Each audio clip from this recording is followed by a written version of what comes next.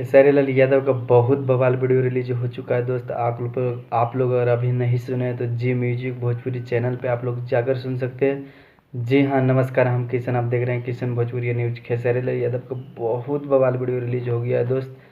जी हाँ, इस गाना को लिखे हैं प्रभु विशन पुरी जी और म्यूजिक दिए हैं आर्या शर्मा जी और खेसारी लाल यादव जी ने गाए हैं। बहुत कमाल का सॉन्ग है दोस्त, जागी जागी महादेव।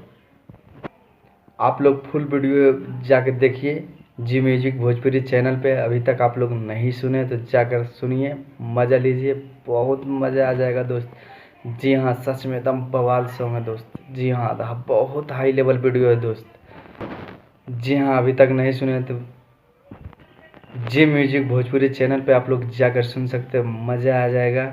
जी हाँ, मेरा वीडियो अच्छा लगे तो मेरे चैनल को सब्सक्राइब कीजिए। जी हाँ, मेरे चैनल पे पहली बार आप लोग आए हैं तो मेरे चैनल को सब्सक्राइब कर लीजिए, क्योंकि खेसारी लाल यादव जी का बहुत बवाल अपडेट मिलते रहता है दोस्त।